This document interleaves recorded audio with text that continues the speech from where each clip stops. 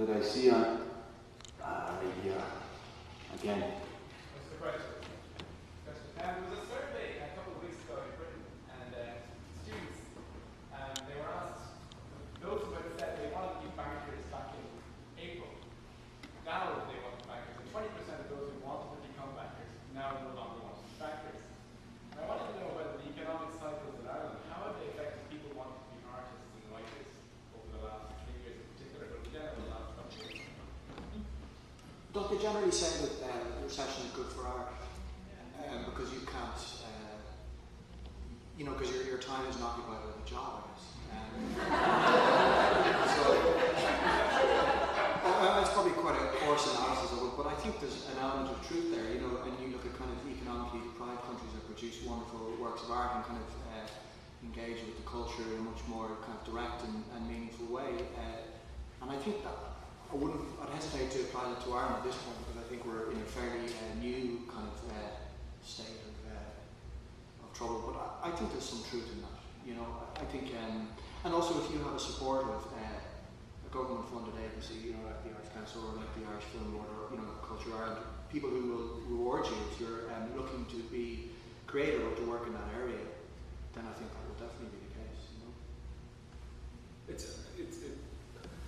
It's kind of interesting on a sort of fundamental. I think kind of around 2002, 2003 or whatever, there was a period where I kind of felt that the kind of the public discourse was, kind of, if you're not making $100,000 a year, you're an idiot. And the fact that has kind of calmed down somewhat.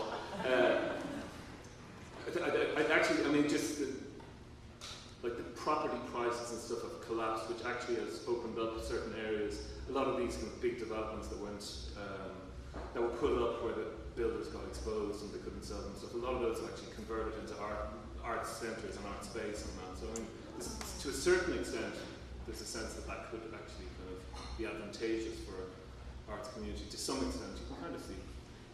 The other thing is that people who want to be artists will be artists regardless of what's happening in the economy.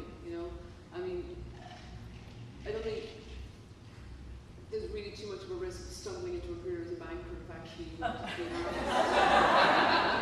And that was actually almost used against arts funding in Ireland a couple of years ago, because the government, in an attempt to really, scrape together whatever money it could, commissioned a report by an economist called Colin McCarthy. And when he looked at the arts, he said, look, just get rid of all this arts funding, it's nonsense. If people want to make art, they'll make it anyway, so you don't need to fund them to do it.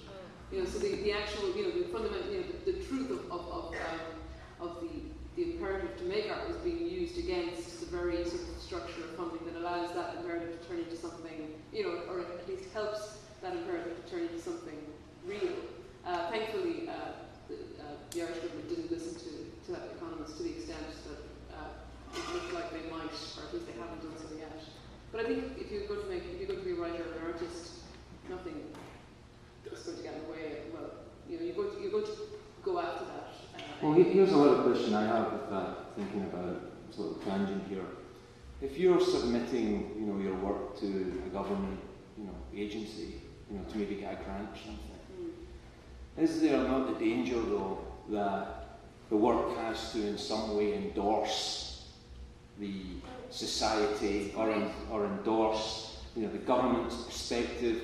If the government's against you, then writers can just resist that, without any support and create their own identity, as opposed to having government help in creating artists. It's a peer assessment. So the way that they determine the allocation of funding is done by writers. Done by writers. And with a moving panel, with a changing panel at every round of people engaged in your particular field. So to a certain extent it's closed off. And the other thing as well is just, I think, on the government level, the notion that the government are paying particular attention to what people are doing is just not really the case.